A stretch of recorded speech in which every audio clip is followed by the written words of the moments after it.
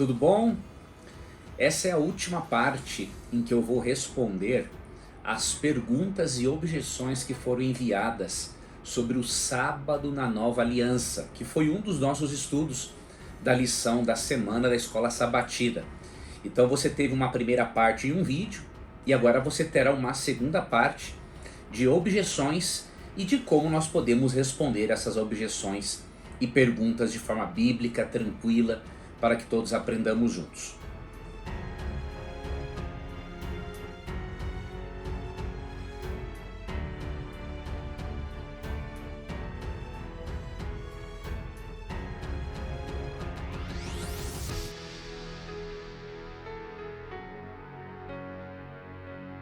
Bom, a primeira pergunta é bem interessante, é do Gustavo Henrique.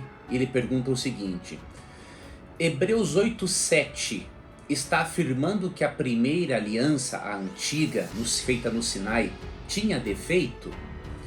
Parece que sim, mas não. Vou lhe explicar. Vamos ler Hebreus 8, verso 7. Porque se aquela primeira aliança tivesse sido sem defeito, de maneira alguma estaria sendo buscado lugar para uma segunda. Em que sentido a primeira aliança tinha defeito? Não podia ter um defeito a aliança em si, porque quem a fez foi Deus. E Deus é perfeito. Então por que ela é imperfeita? Por causa dos israelitas, que não corresponderam a ela. O problema não estava na aliança, estava nos israelitas. Neles, eles eram o problema, já que eles quebraram a aliança. E um texto que vai te ajudar a entender Hebreus 8:7 é Jeremias 31:32. E aí você vai ver onde é que estava a falha da antiga aliança. Diríamos assim, não era uma falha da parte de Deus, era uma falha da parte dos israelitas. Tá?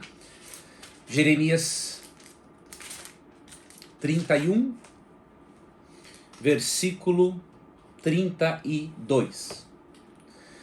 Não conforme a aliança que fiz com seus pais, no dia em que os tomei pela mão para os tirar da terra do Egito, porquanto eles anularam a minha aliança.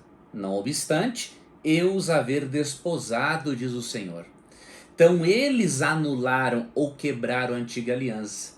Por isso, de acordo com Hebreus 8:7, o defeito, o problema da antiga aliança especialmente ocorria por causa do israelita. Na verdade, o defeito era deles e não da aliança em si, que foi feita por Deus. Claro que ela era uma aliança incompleta. Por quê? Porque Jesus deveria cumprir todo aquele simbolismo, não é, que prefigurou a Jesus antes de ele morrer na cruz do Calvário. Tá ok? E em Jesus a aliança encontra o seu cumprimento, ela se completa, ela se revela de uma forma esplêndida e não agora Deus dá revelações progressivas simplesmente, tá? Vamos para a pergunta agora da Joana Lopes. Em poucas palavras, me explique a lei moral e a lei civil.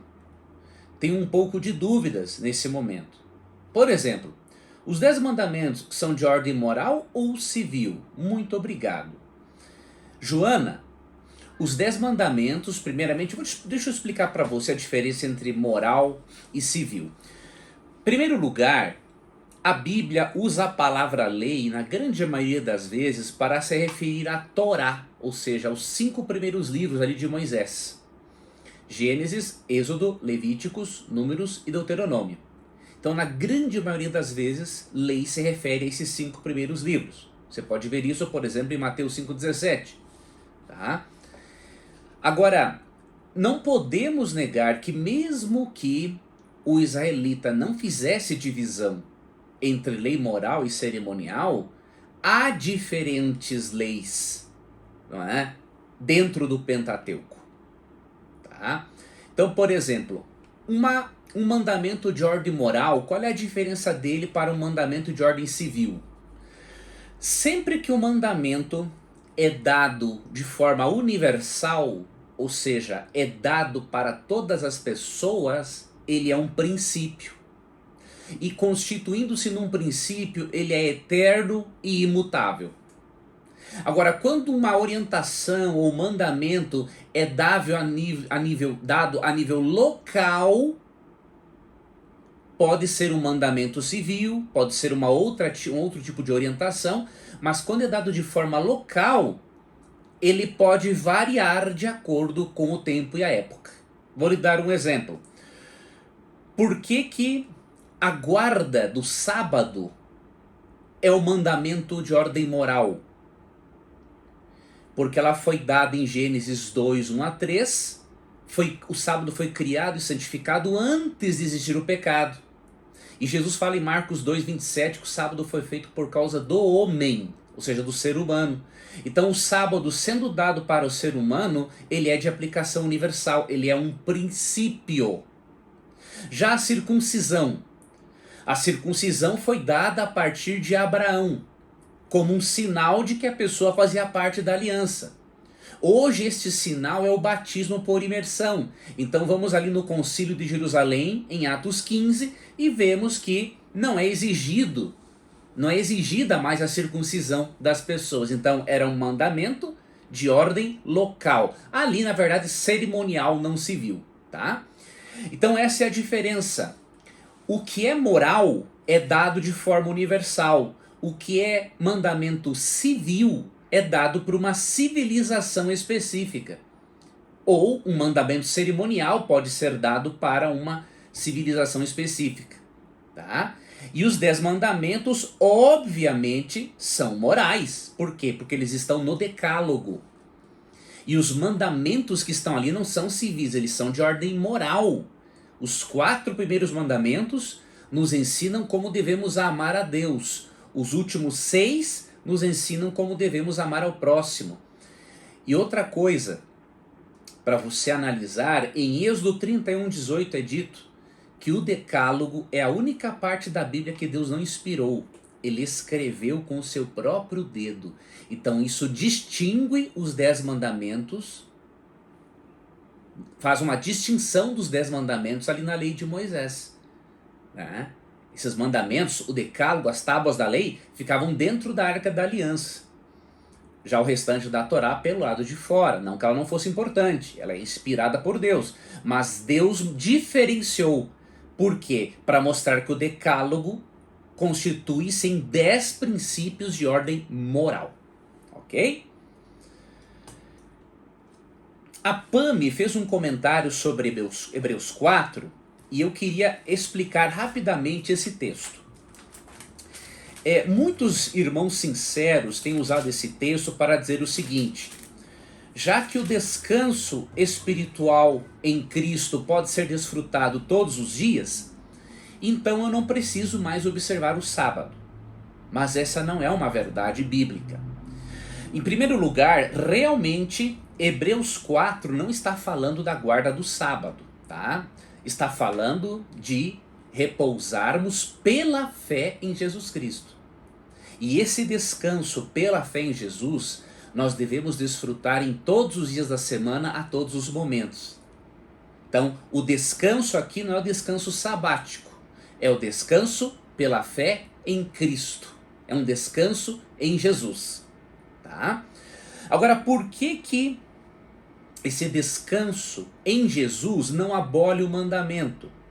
Eles não são excludentes, são complementares. Veja, por exemplo, o verso... Vamos ver aqui o versículo 4. Isso, versículo 4 de Hebreus 4.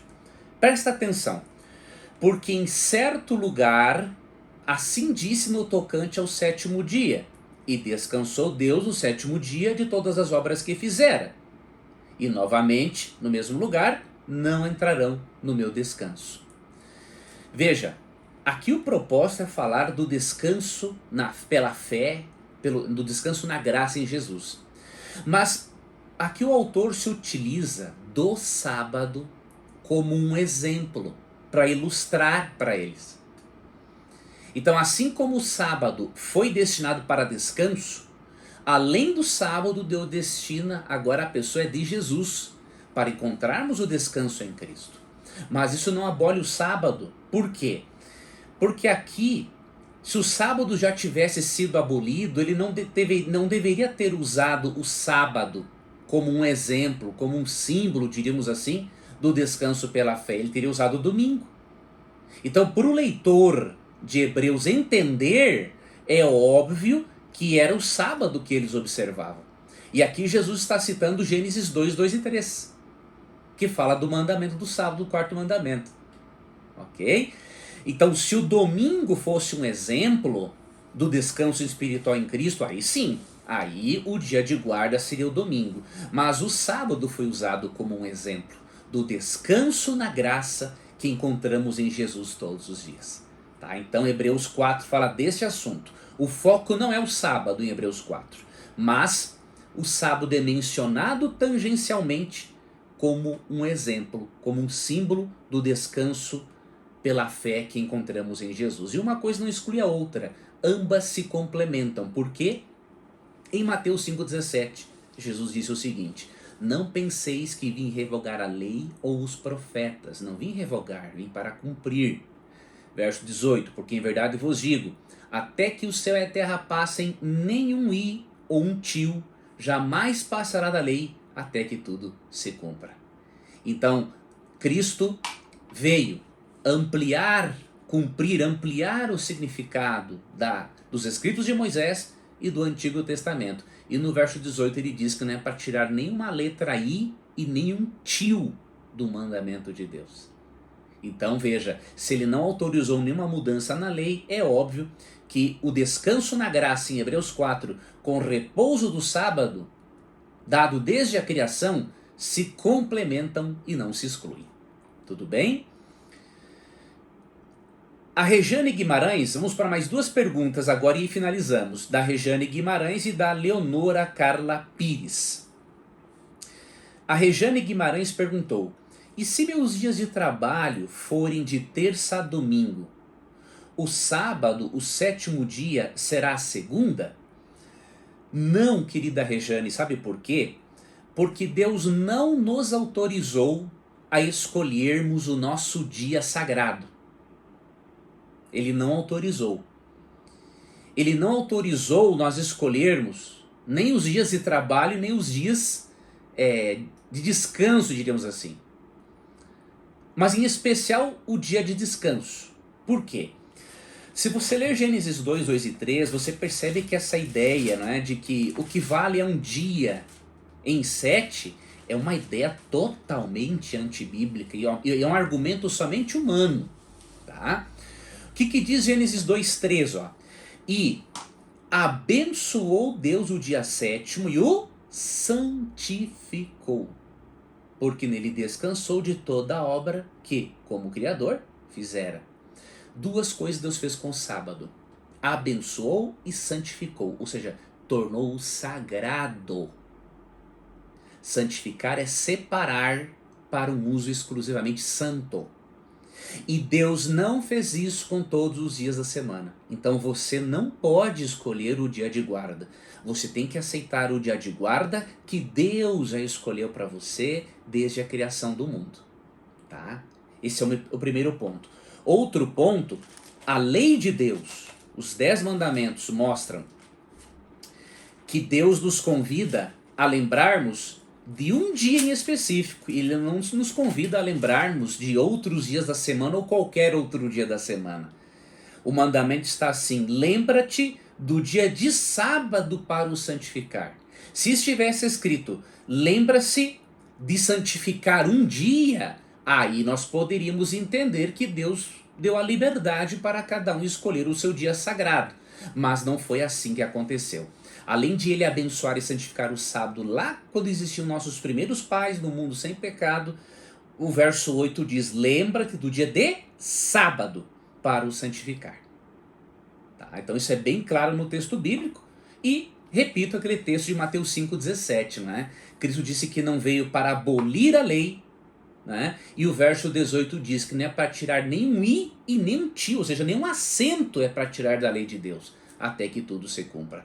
E aqui eu vou ler um texto muito importante que fala para as pessoas que querem mudar a lei de Deus. Provérbios capítulo 30, versos 5 e 6. Por mais bem intencionados que sejam muitos irmãos de diversas igrejas, Deus tem uma advertência para eles que querem encontrar justificativas para a observância do domingo, sendo que a Bíblia não dá essa justificativa. Olha o que diz Provérbios 30, versos 5 e 6. Toda a palavra de Deus é pura. Ele é escudo para os que nele confiam.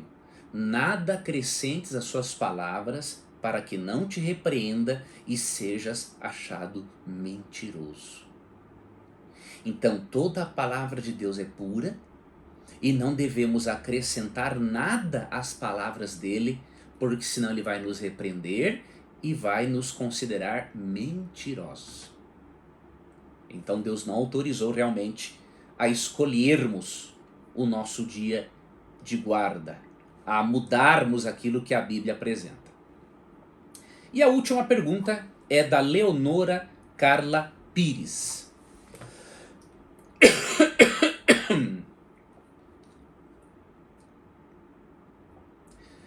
E a última pergunta é de Leonora Carla Pires. Veja o que ela perguntou. Seria o sábado um dia de jejum? Eu vou abrir aqui um texto e vou lhe dar uma resposta bem objetiva e direta, tá? Para lhe ajudar, porque esta é uma resposta objetiva e direta. Se ela exigisse mais tempo, eu responderia para você. Devemos jejuar no sábado? Isso fica a critério de cada pessoa. A Bíblia não tem um mandamento que diga jejue no sábado ou que proíba o jejum no sábado. Agora, eu recomendo que você, obviamente, vai ficar a seu critério jejuar ou não nesse dia. Mas eu recomendo que você não esqueça de Isaías 58, 13 e 14. Por quê? Aqui é dito que o sábado tem que ser um dia de deleite. Eu creio que fazer um jejum no sábado não vai torná-lo bem um dia de deleite. Mas isso depende de cada pessoa. Então diz assim: se desviares o pé de profanar o sábado e de cuidar dos teus próprios interesses no meu santo dia, se chamares ao sábado deleitoso e santo dia do Senhor, digno de honra, e o honrares, não seguindo os teus caminhos, não pretendendo fazer a tua própria vontade, nem falando palavras vãs, então te deleitarás no Senhor. Olha, se você considera o sábado um dia deleitoso, você vai se deleitar em Deus. Que promessa maravilhosa, né? Eu te farei cavalgar sobre os altos da terra e te sustentarei com a herança de Jacó teu pai, porque a boca do Senhor o disse. Essa última parte é uma promessa de prosperidade. Então lembre-se, o sábado tem que ser um dia de deleite, de prazer. E aí você avalia, né, se para você vai ser prazeroso jejuar no sábado ou não. Se for um martírio, não jejue no sábado, porque o sábado não é um dia de martírio, é um dia de deleite. Tá ok? Muito obrigado por vocês terem enviado as perguntas de vocês. Espero que estejam preparando novas perguntas sobre a nossa outra lição, né, que foi publicada. E, obviamente, eu estarei, além de criando vídeos das outras lições, vou criar vídeos para responder as objeções de vocês. Então essa aqui é a segunda parte. Com esta nós encerramos as objeções referentes à lição de número 9, se eu não me engano, ao número 10. Tá ok? Que Deus te abençoe, um abraço carinhoso deste seu amigo aqui e até o nosso próximo estudo.